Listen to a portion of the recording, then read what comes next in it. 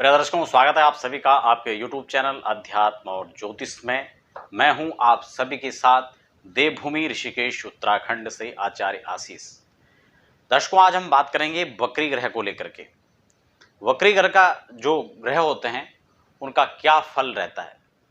आपने सुना होगा कि वक्री ग्रह 3 गुना अत्यधिक शुभ फल देता है।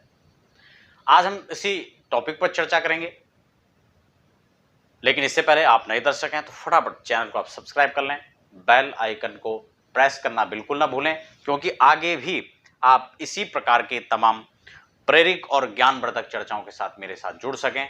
भविष्य में अनेक प्रकार के ज्योतिषीय योग की बात हो या विभिन्न मुहूर्तों का, जिनको मैं समय समय पर आपको जानकारियां देता रहता हूं। तो दर्शकों, आज जब वक्री ग्रह की यहां पर बात हो रही है, वक्री ग्रह क्यों 3 गुना फल शुभ दे देता है। केवल शुभ ही नहीं, अशुभ फल का प्रदाता भी वक्री ग्रह बन सकता है, लेकिन अधिकतर जो शुभ ग्रह खासकर हैं, वह जब वक्री होते हैं तो शुभ फल देते हैं। अभी बृहस्पति देव 20 जून को वक्री हो रहे हैं, इस पर भी हम लोग चर्चा करेंगे। क्या फल रहेगा सभी राशि सभी लग्नों के लिए, उस पर भी मैं विस्तार से आपके साथ चर्चा करूंगा। अभी आज हम सिर्फ इतना यहां पर चर्चा करेंगे कि वक्री ग्रह किस प्रकार से शुभ फल देता है। वक्र का मतलब होता है टेढ़ा। संस्कृत में वक्र शब्द का होता है टेढ़ा मेढ़ा, लेकिन इसी वक्र का मतलब होता है पीछे, वक्र चाल, टेढ़ी चाल चलना। और इसी वक्र से, इसी टेढ़ी चाल से और इसी मंद चाल से, इसको हम इस तरह से भी ले सकते हैं, वक्र मतलब धीरे धीरे चलना। जब आदमी धीरे धीरे चलता है उसमें स्वाभाविक है, आदमी दाएं बाएं बड़े धीरे धीरे चलने के साथ साथ दाएं बाएं आदमी दृष्टिपात भी करता है। ये सामान्य मनुष्य की बात है। ग्रहों का इसी प्रकार से जब कोई भी ग्रह वक्र गति से चलते हैं तो स्वाभाविक है, अगर शुभ ग्रह होंगे तो शुभ चिंतन के साथ शुभ दृष्टि के साथ चलेंगे, और वहीं पापक ग्रह या क्रूर ग्रह होते हैं तो वो वक्रता और क्रूरता के साथ भी उनका प्रभाव यहां पर देखने को मिलेगा। तो यदि शुभ ग्रह, कोई भी शुभ ग्रह यदि वक्र चाल चल रहा है तो स्वाभाविक है ऐसी स्थिति में आपको आपकी खोई भी वस्तु मिल जाती है। कोई भी खोया हुआ हो, आपकी कोई प्रॉपर्टी खो चुकी है, आपसे छूट चुकी है, आपके मकान भवन पर किसी ने कब्जा कर लिया, प्लॉट पर कब्जा हो चुका है, यह वक्र गति जो ग्रह है, यह वक्री ग्रह आपको प्रदान कर सकता है, वापस लौटा सकता है।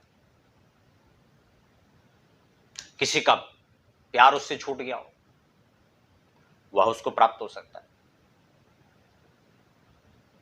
किसी के शिक्षा में कोई व्यवधान आ गया था,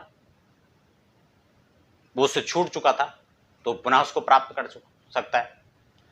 इसी प्रकार से किसी का धन जा चुका है, वह धन उससे लौट करके आ जाता, उसके पास आ सकता है। तो ये स्थितियां, अब सूत्र तो है, लेकिन ये सूत्र किस आधार पर हम इसको माने, ऐसा हो कैसे सकता है? बिल्कुल हो सकता है। बहुत सारे स्थितियों में तो यहां तक देखा गया है कि कई बार पति पत्नी के बीच में तलाक हो गया, लेकिन उसके बाद वो लौट करके वापस आ गए, फिर आपस में मिल गए। तो इसका कारण क्या है? एक सिद्धांत से मैं आपको इसको समझाने का यहां पर प्रयास करूंगा। आप बड़े धैर्य के साथ समझे, और हां, वीडियो को स्किप करेंगे तो बात आपकी अधूरी रह जाएगी। जो प्रसंग है, जो उसका वास्तविक कंटेंट के अंदर जो दम है, वो छूट जाएगा। मान लो आप लोग कहीं जा रहे हैं और आपकी कोई चीज छूट गई। बड़े ध्यान से समझना इस बात को। आप जा रहे हैं और आपके रास्ते में कोई चीज गिर गई है, गुम गई है। मैं यही सिद्धांत कह रहा हूं ना कि वापस आपको मिल जाएगा। वापस किस आधार पर मिल जाएगा? लॉजिक क्या है? आप जा रहे हैं और रास्ते में आपकी कोई चीज गिर गई, आपको तो मालूम ही नहीं है किस स्थिति में, किस परिस्थिति में कौन सा विवाद हुआ और किसके कारण से विवाद ने कहां तक चरम सीमा पर पहुंचा और रिश्ते इसमें समाप्त हो गए। लेकिन जब हम उसका पुनर्मंथन करेंगे, पुनर्विचार हम उस पर करेंगे, आत्ममंथन हम उस पर करेंगे, पुनः हम पीछे झांक कर देखेंगे, और जब उन पॉइंटों पर दृष्टिपात होगा, उन बिंदुओं पर हम देखेंगे, तो निश्चित रूप से आप ये समझें कि हम उस पर चिंतन करेंगे, कहां हम गलत थे, किन कारणों से ये स्थितियां पैदा हुई। अगर पति पत्नी के बीच में मनमुटाव की स्थिति भी, विक्षोभ की स्थिति पैदा हो गई, दोनों अलग हो गए। अब समय वक्र ग्रह जो है उनकी कुंडली के अंदर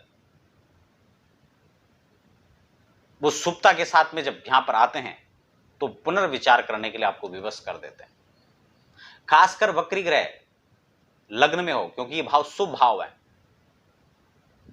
फर्स्ट हाउस में हो, फिफ्थ हाउस में, लग्न पंचम यानी लग्न में हो या पंचम में हो या फिर सप्तम में हो या नवम में हो या दसम में हो,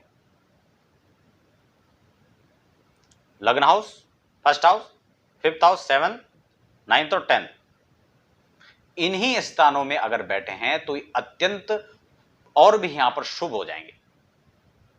लेकिन शर्त यहां पर एक और भी है, वह ग्रह आपका वहां बलाबल के साथ बैठा होना चाहिए।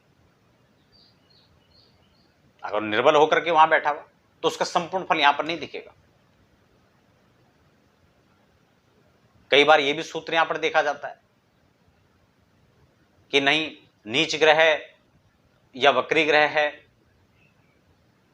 तो शुभ फल देगा।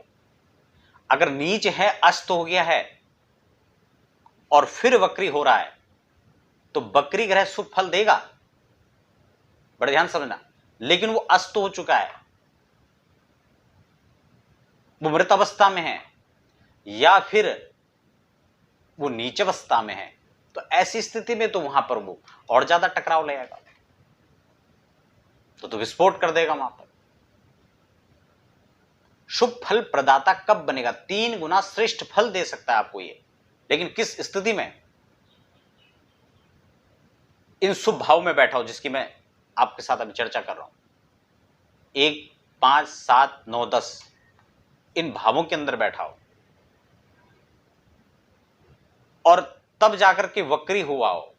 शुभ ग्रह इन भावों में वक्री होते हैं तो और अत्याधिक इनमें बल हो आता है और फिर ये वापस अत्यंत शुभ फल प्रदान करते हैं।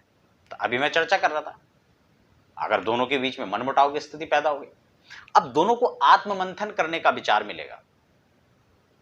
अब दोनों सोचेंगे कि बैठ करके, एक कहेगा चलो कोई बात नहीं, उनके अंदर ये कमी तो थी लेकिन ये खूबी भी थी, ये खूबी की ओर ध्यान ले जाएगा। और ये बिल्कुल फैक्ट है, अगर नेगेटिव पॉइंटों पर आप जाते रहोगे तो वहां पर बिखराव उत्पन्न हो जाएगा और वहीं आप सकारात्मक बिंदुओं पर जाएंगे तो उसका कहीं ना कहीं आपको अच्छा रिजल्ट भी देखने को मिलेगा। तो इस बात को आपको मानना होगा कि जब वक्री ग्रह यहां पर वक्र जो होकर के इन भावों में जब आते हैं, टेढ़ी चाल चल करके आते हैं, धीरे चाल स्लो जब चलते हैं, तो उनकी दृष्टि इधर उधर जहां पर पड़ती है उन्हीं स्थानों पर ये शुभ फल प्रदान करते हैं। खासकर जैसे बृहस्पति की बात करें तो बृहस्पति 7th हाउस को देखेंगे, 5th हाउस को देखेंगे और 9th हाउस को बृहस्पति देखेंगे। इन भावों की वृद्धि करेंगे। 7वीं दृष्टि से आप दांपत्य जीवन को देख सकते हैं, खासकर जो बहुत बड़ा पार्ट एक जीवन का होता है। 5th हाउस को देखेंगे तो संतान के लिए देख सकते हैं, विद्या के लिए आप देख सकते हैं। 9th हाउस तो आपका सब कुछ है ही, भाग्य, और भाग्यम फलते सर्वत्र न विद्या न च पौरुषम। भाग्य प्रबल है तो भाग्य के भरोसे चल जाते हैं। बहुत सारे लोग ऐसे जो भाग्य के भरोसे ही खा रहे हैं। मैं ये नहीं कह रहा हूं कि कर्म यहां पर गौण हो जाते हैं, नहीं, उसकी तो सर्वथा से मान्यता है और वो तो करना भी चाहिए। लेकिन फिर भी अगर इस स्थिति में वक्री ग्रह यहां पर बैठा हुआ है तो ये अत्यंत बलदायक, अत्यंत शुभदायक यहां पर हो जाते हैं। खासकर मैंने जिन भावों की चर्चा की वहां पर विशेष फल ये यहां पर देंगे। तो दर्शकों, ये नीच अगर नहीं है, अस्त यदि नहीं है और ये शुभ ग्रह हैं तो वक्री होने पर इनका श्रेष्ठतम फल यहां पर देखने को मिलता है। आपकी कुंडली के अंदर इन सब चीजों की स्थिति को एक बार आपको देखना चाहिए। कई बार होता क्या है कि इन सब भावों पर विचार नहीं किया जाता, फिर हम कहते हैं कि नहीं, हमारा वक्री ग्रह हमको फल नहीं दे रहा। तो ऐसा नहीं है। दर्शकों, ये थी आज वक्री ग्रह को लेकर के खास चर्चा। आपसे ही बने रहें। कोई प्रश्न आपका है तो आप कमेंट बॉक्स में लिख सकते हैं, और व्यक्तिगत कोई जानकारी आप लेना चाहते हैं तो नीचे अपॉइंटमेंट नंबर लगातार फ्लैश हो रहे हैं, आप उस पर संपर्क कर सकते हैं। बने रहें हमारे साथ अध्यात्म और ज्योतिष की चर्चा में। धन्यवाद।